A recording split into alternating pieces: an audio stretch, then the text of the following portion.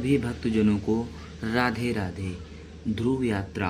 राजा रिपुदमन उत्तरी ध्रुव की यात्रा सफलतापूर्वक पूर्ण करके लौटते समय यूरोप के नगरों में जहाँ जहाँ रुके वहाँ वहाँ उनका भरपूर सम्मान हुआ।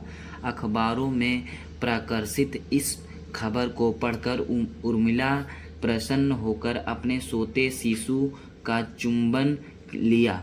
कई दिन तक खबरों में ध्रुव यात्रा की खबर छपती रही और उर्मिला उसे पढ़ती रही। रिपुदम मुंबई आ पहुँचे। वहाँ भी उनका भरपूर स्वागत हुआ। शिष्टमंडल में अनुरोध पर राजा रिपुदम दिल्ली आए।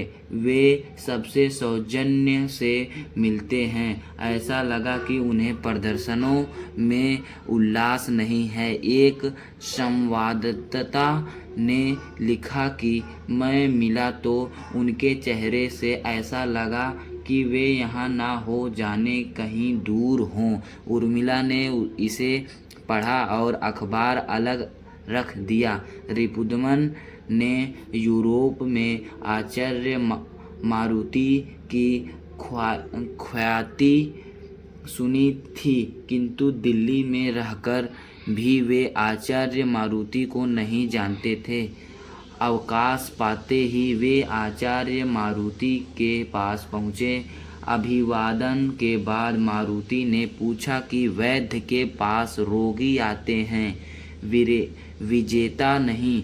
तो रिपुदमन ने कहा कि मुझे नींद नहीं आती, मन पर मेरा काबू नहीं रहता। आचार्य मारुति पर राजा रिपुदम के काफ़ी देर तक बातें हुई। रिपुदमन विवाह को बंधन मानता है, किंतु प्रेम से इनकार नहीं करता है। एक दिन राजा रिपुदमन सिनेमा हॉल के एक बॉक्स में उर्मिला से मिलता है। उर्मिला उसकी प्रेमिका और उसके बेटे की माँ है। यह बात उन दोनों के अलावा तीसरा व्यक्ति नहीं जानता है। काफ़ी बातें होती हैं। बच्चे का नाम रिपुदमन माधवेंद्र बहादुर रखता है। उर्मिला पूछती है कि तुम अपना काम बीच में छोड़कर क्यों चले आए। वह कहती है, तुम्हें मेरी और मेरे बच्चों की चिंता करना काम नहीं है। रिपुदमन कहता है कि मैं केवल तुम्हारा हूँ, तुम जो कहोगी वही करूँगा। क्या तुम अब भी नाराज़ हो। उर्मिला कहती है कि मुझे तुम पर गर्व है। तुम्हारा काम अब दक्षिणी ध्रुव पर विजय करना है।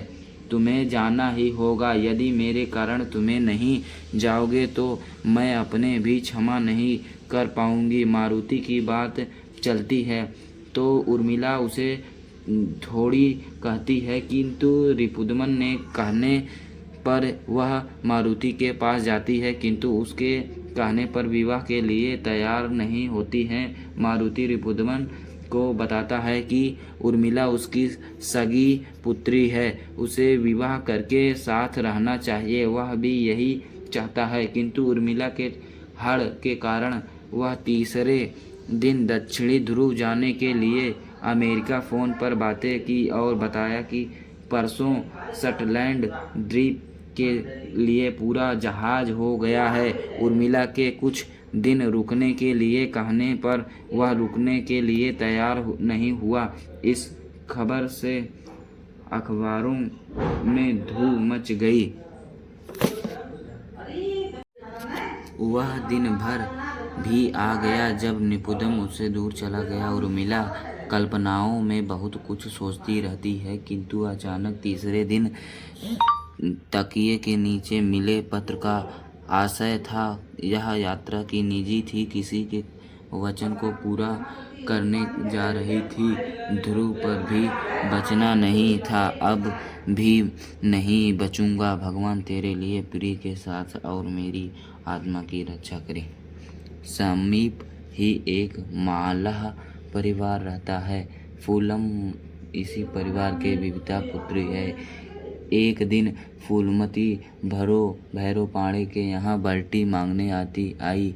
बाल्टी देते समय कुलदीप फूलमत से टकराया गया। फूलमती